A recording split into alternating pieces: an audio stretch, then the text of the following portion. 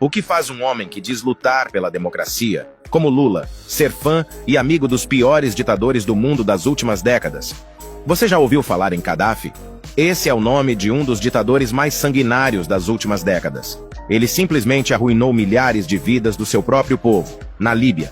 Apesar dos crimes contra a humanidade dos quais Gaddafi foi condenado pelo Tribunal de Haia, que atualmente é o principal órgão de defesa dos direitos humanos em todo o mundo, infelizmente o atual presidente do Brasil, Lula, teve fortes laços de amizade com Gaddafi, sendo que pessoas que atuaram ao lado de Lula na campanha do primeiro mandato do qual ele foi eleito, afirmam que Gaddafi chegou até a doar dinheiro para a campanha do primeiro mandato de Lula. Literalmente dinheiro manchado com sangue do povo da Líbia. Durante o primeiro e segundo mandato de Lula, ele se encontrou com o temido ditador da Líbia, Muammar Gaddafi, 4 vezes. Num desses encontros, em julho de 2009, Lula chamou Gaddafi de amigo e irmão. E antes de eu falar sobre alguns crimes contra a humanidade cometidos por Gaddafi, como por exemplo, fazer seus soldados cercarem uma cidade do seu próprio país durante vários meses, para que toda a população morresse de fome, vou citar mais um fato que deixa mais firme o laço de amizade de Lula com o ditador sanguinário da Líbia. Escute só. Durante a delação premiada do ex-ministro da Fazenda de Lula, Antônio Palocci, o mesmo admitiu que Luiz Inácio Lula da Silva havia recebido US$ 1 milhão para usar na campanha do PT na eleição de 2002. Dinheiro que foi tirado do povo líbio por um governo cruel que durou décadas. Agora me responda, alguém que se diz democrata, aceitar doação de um ditador que ficou mais de 40 anos torturando o próprio povo, é algo normal? Gaddafi era conhecido no Oriente Médio como o monstro do deserto. Ele assumiu o controle total da Líbia após liderar uma revolução no ano de 1969.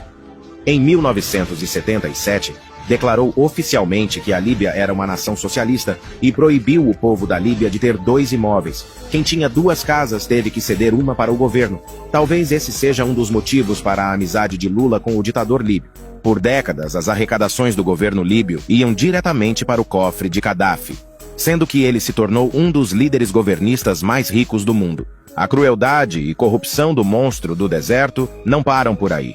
Durante décadas, ele manteve campos de concentração onde manteve qualquer pessoa que fizesse oposição ao governo, principalmente professores e jornalistas.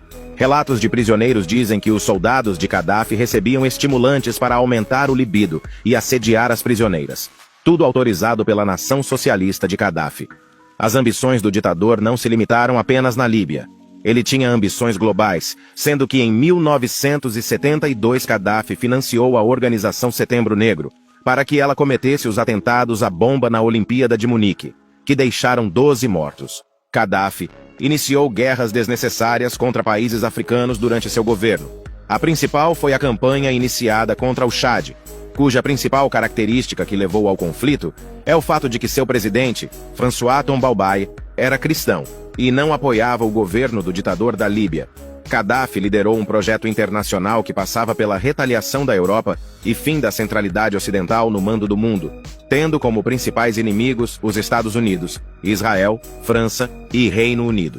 Obcecado em relações íntimas e poder, Gaddafi possuía um harém que incluía homens e mulheres que muitas vezes eram escolhidos pelo ditador ainda menores de idade e levados de suas casas por seu exército pessoal. Com pouco contato com a família, esses servos eram abordados como parte do círculo interno do militar, obrigados a obedecerem às suas ordens em troca de benefícios. Além de fazer orgias com ministros como forma de manutenção de seu poder, Gaddafi também usava drogas como forma de controle. Dormia com a esposa ou as filhas de seus inimigos como forma de humilhação e obrigava seus servos a consumir substâncias químicas para ficarem entorpecidos e serem mais fáceis de controlar. Um dos fatos mais marcantes do seu governo foi o cerco a Misrata, cidade com alta concentração de opositores. Gaddafi ordenou inicialmente o bombardeamento da cidade sem anúncio prévio à população civil.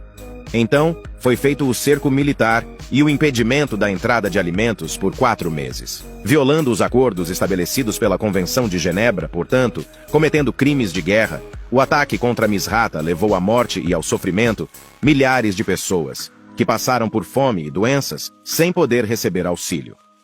Gaddafi ordenou a destruição do local, que depois foi o cerne de sua derrubada, e segundo documentos posteriormente revelados, exigiu que o Mar Azul ficasse vermelho com o sangue dos opositores. Em fevereiro de 2011 iniciaram protestos gigantescos do povo líbio contra a ditadura de Gaddafi. O povo cansou de sofrer.